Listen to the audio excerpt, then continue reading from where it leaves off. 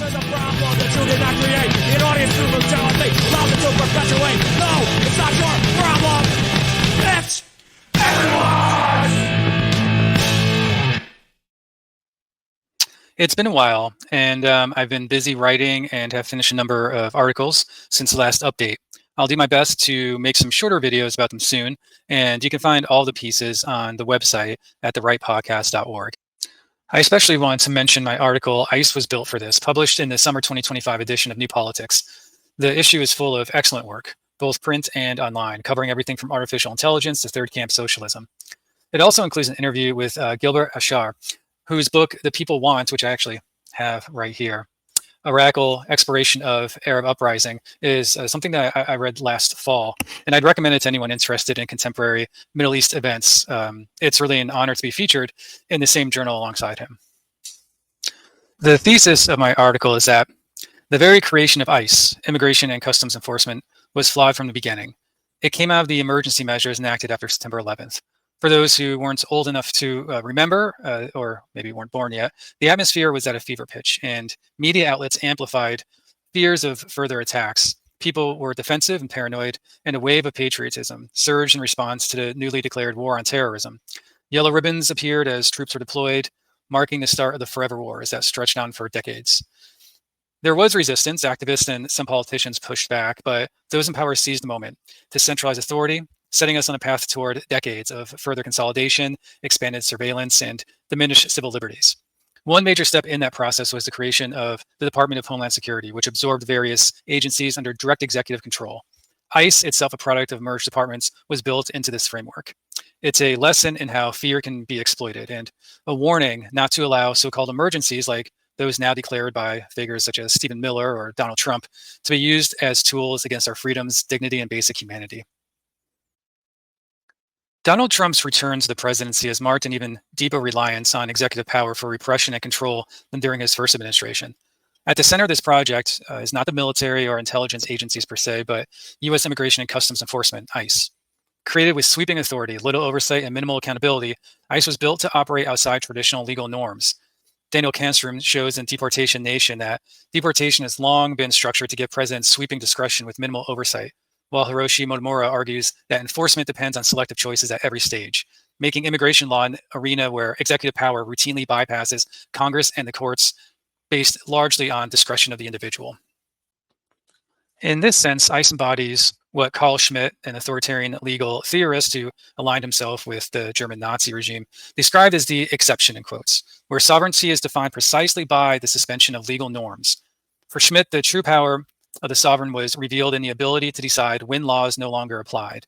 While he himself advanced this idea in the service of fascism, critical theorists and legal scholars have since used this concept to expose how modern states normalize emergency powers. In the case of ICE, its very structure reflects this logic. It was created as an exceptional institution after September 11th, designed to operate in a permanent state of emergency outside of ordinary legal checks.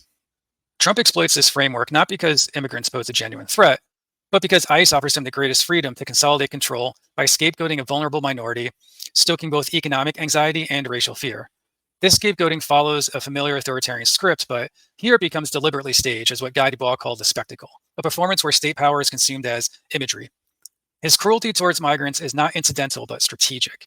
It constructs a theater of resentment and invokes what Roger Griffin has identified as fascism's core myth of national rebirth, promising redemption through violence and a return to a romanticized past, in this case, a purging.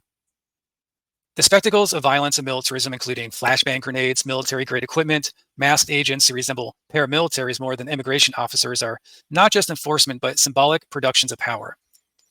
They provoke outrage and protest, which in turn expand DHS and ICE's scope, giving cover to target not only immigrants, but also political opponents who resist. What Maya began as a tool against the most vulnerable has become an instrument for enlarging executive power and suppressing dissent, all under the guise of emergency necessity. As previously discussed, ICE was not created in a vacuum. It emerged from the aftermath of September 11th, when fear eclipsed foresight and the US security state expanded with bipartisan support. Agencies once separated by function were fused under the DHS. The result was an agency with broad discretion, minimal accountability, and a mandate shaped more by executive interpretation than by legal constraint. Given this context, it's important to understand how ICE actually operates. One of the most common misunderstandings, one that outrages bystanders who see what looks like authoritarian violence during these spectacles, is the role of warrants. Again and again, videos show families torn apart by masked, unmarked agents, while onlookers demand to see a warrant, invoking basic assumptions about law, Miranda rights, and the presumption of innocence. But ICE does not function in that way. Unlike criminal arrests, which require judicial warrants issued by a court, ICE relies on administrative warrants, signed by its own officers. These documents carry no judicial oversight, no neutral review, and no requirement of probable cause in the criminal sense. What appears to the public as a lawless abduction is, in fact, the ordinary procedures Congress and the executive branch have built into immigration enforcement. This problem is compounded by the way ICE conducts its operations. Agents frequently conceal their identities, covering their faces, refusing to provide identification, and using unmarked vehicles. This blurs a line between law enforcement and paramilitary force. The confusion is so pervasive that civilians have exploited it by impersonating ICE officers. In Huntington Park, California, a man carrying a loaded gun and falsified DHS-style documents was arrested for posing as an agent, and elsewhere imposters have attempted kidnappings, robberies, and sexual assaults under the guise of enforcement. When the public cannot distinguish between official agents and predators, the supposed rule of law collapses into fear. These dangers are amplified by ICE's reliance on its own warrants and its ability to call on the National Guard and even active duty military, pushing immigration enforcement into a zone where civil authority shades into wartime power. What emerges is not ordinary policing, but an apparatus designed to operate in a permanent state of emergency, where accountability and legal norms are treated as discretionary. So, looking a little bit closer at what ICE actually is. Again, ICE uses administrative warrants, which are not judicial warrants. Judicial warrants are signed by a judge after review of evidence bound to due process standards. It's used by police, the FBI, and the majority of law enforcement. The ICE used an administrative warrant signed by an ICE supervisor, executive branch official, not a judge, is essentially ICE authorizing itself. And the result is that ICE can detain and deport without court oversight.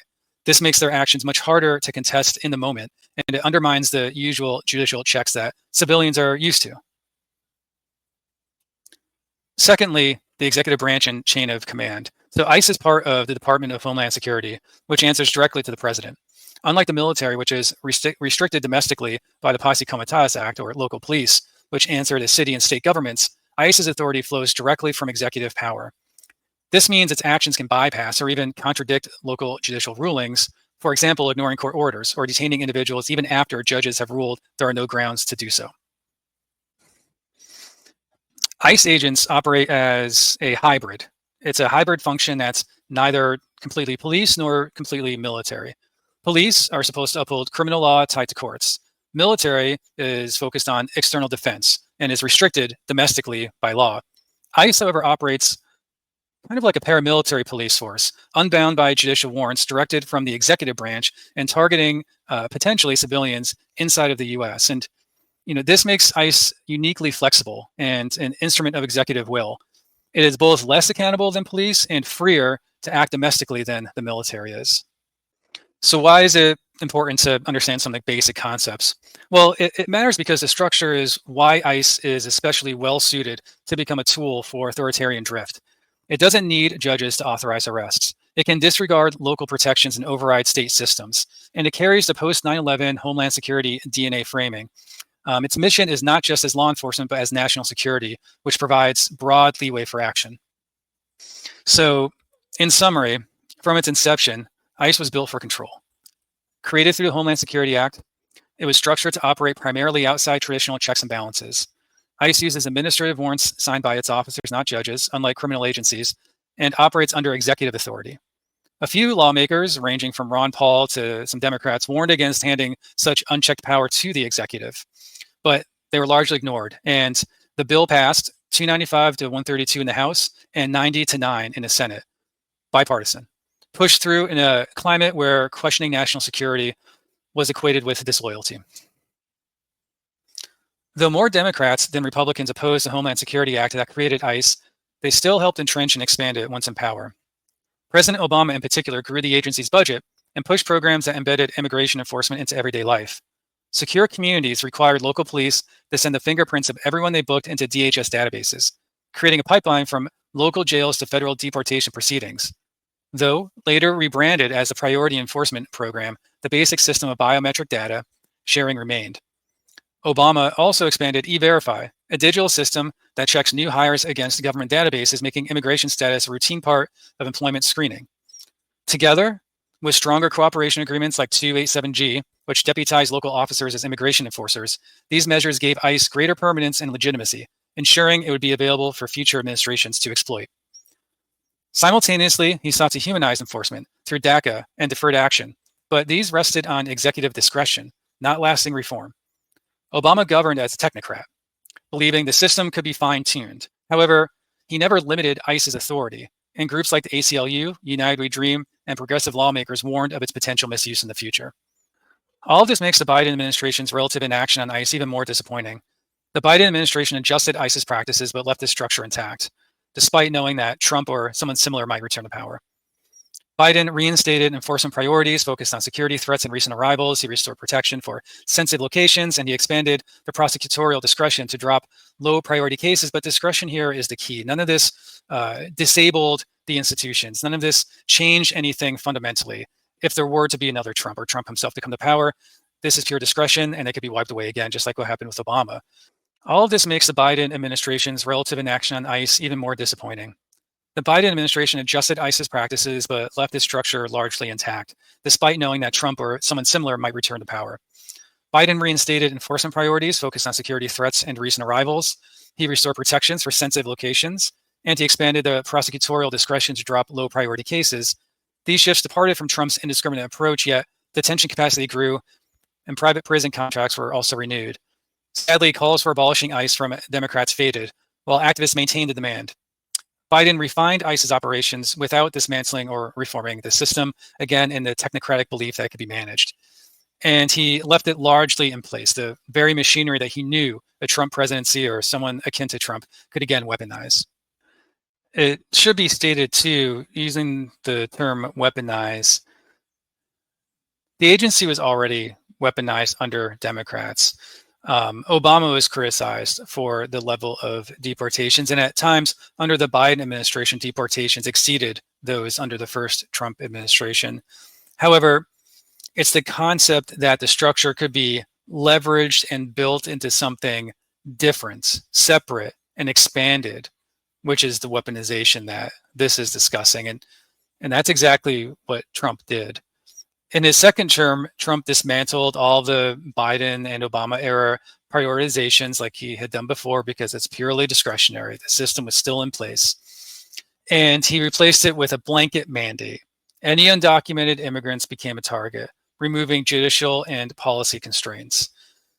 Executive Order 13768, enhancing public safety in the interior of the U.S., codified this shift, giving ICE expanded authority to act broadly and with minimal oversight. Invocation of the Alien Enemies Act demonstrated how the administration experimented with using wartime powers, blurring lines between immigration enforcement and national security law. The State Department officially designated several cartels a foreign terrorist organization, a move that dramatically expanded the scope of executive power. This designation, combined with the emergency declaration, opened the door for Trump's team to attempt that invocation of the Alien Enemies Act of 1798 previously discussed. Crafted initially to authorize the arrest and deportation of nationals from enemy states during wartime, the act was now being weaponized against the foreign nationals allegedly affiliated with gangs. Once the administration started describing gang violence in terms usually reserved for war, it didn't take long before legal boundaries began to erode. What had separated domestic law enforcement from military authorities started to disappear, along with the checks on presidential power. While the groundwork was being laid for expanded executive powers, actions were being taken on an individual basis. Student activists critical of U.S. policy in Gaza were detained under immigration powers despite facing no criminal charges. Mahmoud Khalil, a Palestinian lawful permanent resident and recent Columbia graduate, was placed in deportation proceedings under a rarely used foreign policy provision of the Immigration and Nationality Act for his public speech at a pro-Palestinian protest. Mosama Dawi, a Palestinian-born U.S. resident at Columbia University, was held under a provision targeting those deemed threats to foreign policy. And Ramisa Öztürk, a Turkish doctoral student at Tufts, was detained for alleged visa violations after co-authoring a critical co-op on Palestine. All were targeted not for wrongdoing, but for dissent. Their immigration status made them uniquely vulnerable to political retaliation, and this was a strategic step in the Trump administration's efforts to begin expanding ICE, using easy targets such as student protesters. This weaponization of immigration status did not stop with non-citizens and inevitably expanded to sweep in US citizens as well. ICE inevitably began wrongfully detaining US citizens. While this had always been the case, the numbers ticked up quickly under Trump.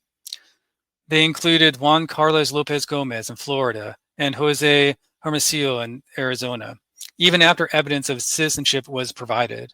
In Gomez's case, a judge explicitly ruled that there were no legal grounds to hold him, but ICE continued his detention, demonstrating how the agency can disregard judicial authority. These were not isolated errors, but early signs of a system increasingly untethered from legal constraints.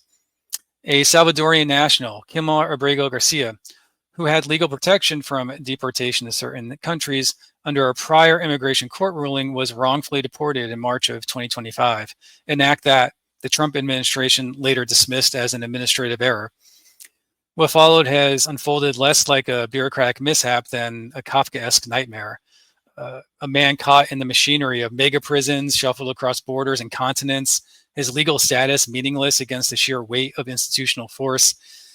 It would read as parody if not for the fact that it involved real lives being dismantled by the process.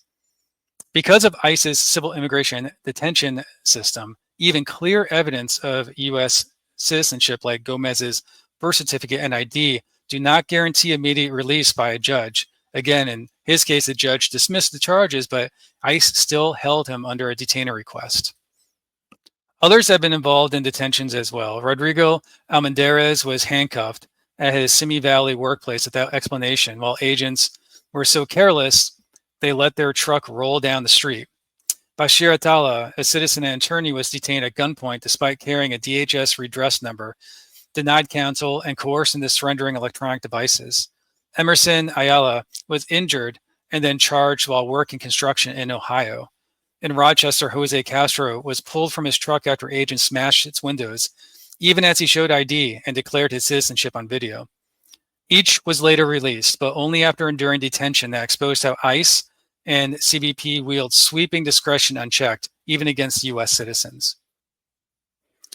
After a series of high-profile immigration raids in blue states, a disturbing pattern emerged of SWAT or pseudo-military-style operations occurring in residential neighborhoods. Notably, to me, an operation that happened in Massachusetts and one in San Diego.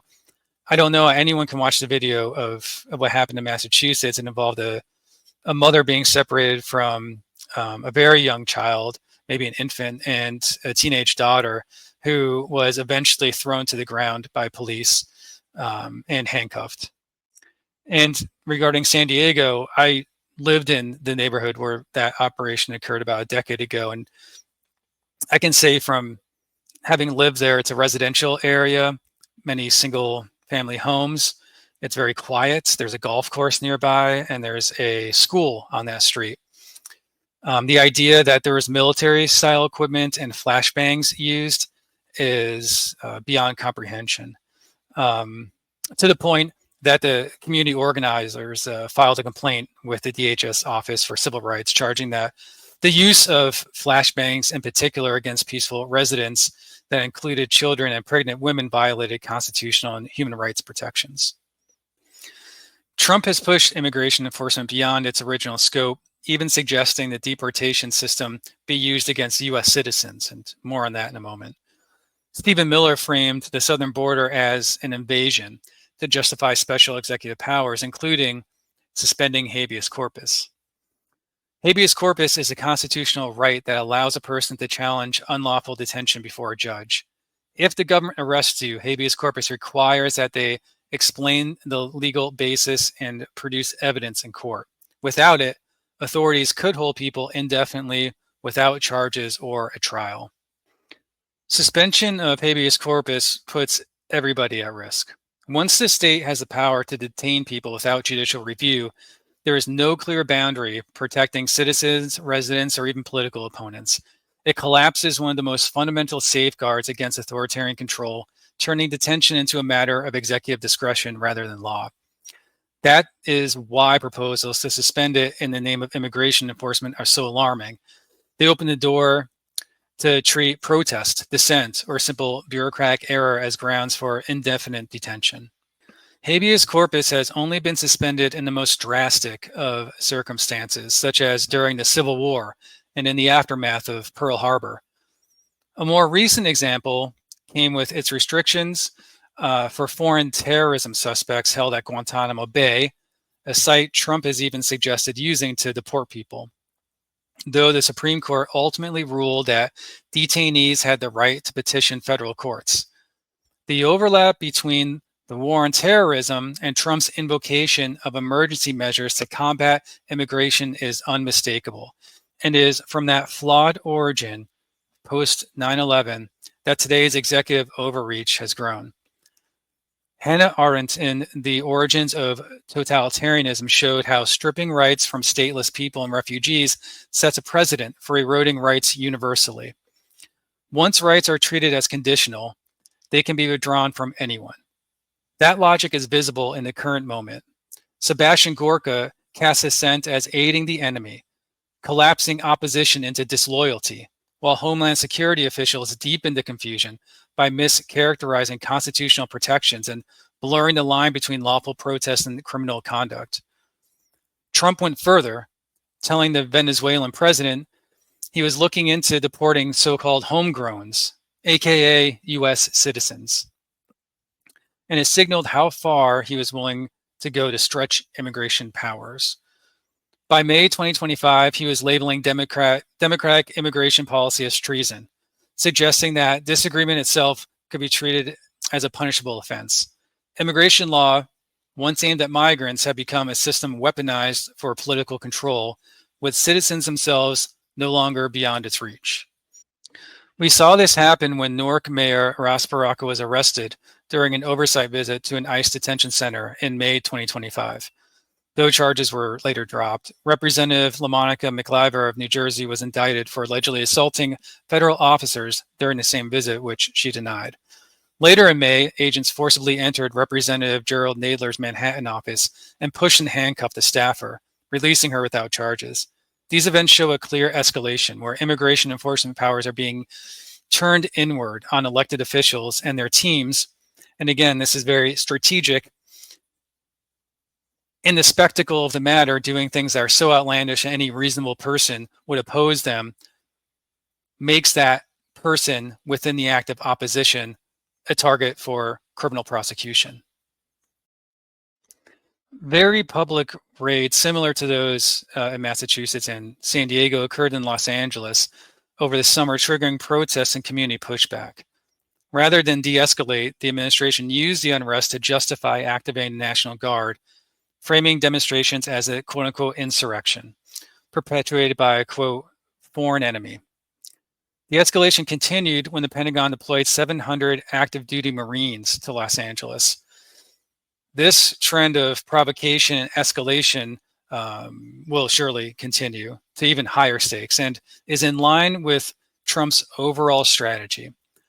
This marked a major step, though, for Trump because he bridged the gap between ICE, the National Guard, and even active duty military, arguing on shaky legal grounds that each remained within its lane while relying on executive authority to justify the overlap. He established both a potential legal precedent and logistical dry run for future deployments, operations that may or may not originate with ICE raids, but could extend well beyond them. The focus broadened again from immigration to crime. Trump leveraged his efforts to that point for the effective takeover of policing in Washington, D.C., under the claim of restoring order. And coincidentally, that was partially the justification for deploying National Guard to Los Angeles as well, supposedly to protect ICE agents from the disorder around them. This was also a strategy similar to his initial use of ICE, and I'll explain why. Because DC is not a state, the president holds direct authority over its National Guard and law enforcement structures, allowing Trump to bypass the usual limits that exist in states where governors can resist federal deployments. This unique legal status has made DC the proving ground for a broader strategy. Essentially, Los Angeles was a bridge to what's happening in DC. Trump's trajectory shows a consistent pattern, beginning with ICE, an agency already under his direct control through the Department of Homeland Security. He expanded its operations into collaboration with the National Guard and even active duty military. Washington, D.C., with its special status under the executive branch, provided him another entry point, allowing federal officers to assume policing functions normally reserved for local authorities. Now, he is openly discussing sending troops into other predominantly Democratic cities, such as Chicago, Baltimore, and New Orleans. Just as he first leveraged ICE's position within the executive branch to expand its reach, he is using DC's unique status as a model for bypassing local authority, preparing the groundwork for similar interventions elsewhere. By framing these cities as sites of lawlessness or sanctuary cities, which can tie in immigration, the administration is normalizing the use of immigration enforcement and military force against domestic populations, turning political geography itself into a justification for executive intervention. If we start at the bottom of this admittedly rudimentary timeline that misses many things, it begins with the declaration of a national emergency at the southern border. And, this sets the foundation of what's to come. We've already discussed how immigration specifically falls largely under the purview of the executive branch, and so why that could be exploited by somebody who would want to consolidate and centralize power. In February, the administration expanded powers by invoking the Alien Enemies Act and designated cartels as foreign terrorist organizations. So this does two things. One, it reinforces the notion of wartime, and two, it brings in terrorism. So going back to where this all begins, not only ICE, but Department of Homeland Security after September 11th. By March and April, dissent itself became the target. Students were detained, a lawful permanent resident was deported despite protections, and even US citizens were held after proving they were US citizens. In May, the rhetoric escalated. Trump framed immigration as an invasion, accused Democrats of treason, and floated suspending habeas corpus, and suggested a deportation of homegrowns, aka US citizens, while others in the administration suggested advocating for immigrants might be considered treasonous as well. So now, within this wartime framing, the invasion that's supposedly happening of immigration, the term treason is being used, which is very specific to wartime, and it's being used against political opponents, as well as potentially those who are simply dissenting. So just anybody who is an American citizen who is practicing their First Amendment rights. That same month, we saw the first political crackdown. Newark's mayor was arrested, and federal agents raided Representative Nadler's office. So now we see the potential for these things actually happen. So now they're reality. By late May and June, ICE raids spread into residential neighborhoods. I specifically highlighted some in Massachusetts and San Diego, but they happened elsewhere. And they fueled unrest that the administration labeled as insurrection, specifically in Los Angeles. Again, all of this is strategic. Insurrection is a very unique word within the context of war. In June, the escalation peaked in Los Angeles, where mass ICE raids triggered protests, followed by the deployment of 4,000 National Guard troops and 700 Marines. This is now crossing one bridge of combining this enforcement with ICE, with National Guard, but also active duty military too. Finally, in September, the National Guard were deployed in Washington, D.C. with Trump openly discussing sending troops into other Democratic-led cities. And this is by no means complete. We're only part of the way into this strategy. ICE was never neutral. From its creation in the Homeland Security Act of 2002, it was built with loopholes that allowed the executive branch to bypass judicial oversight. Democrats helped design and expand the system, convinced that it could be managed through technocratic fine-tuning. Obama's Secure Communities program, E-Verify, and deepened local cooperation all broadened ICE's reach, even as he paired them with deferred action policies. Those decisions left intact the core problem: an agency with administrative warrants, executive authority, and no meaningful check.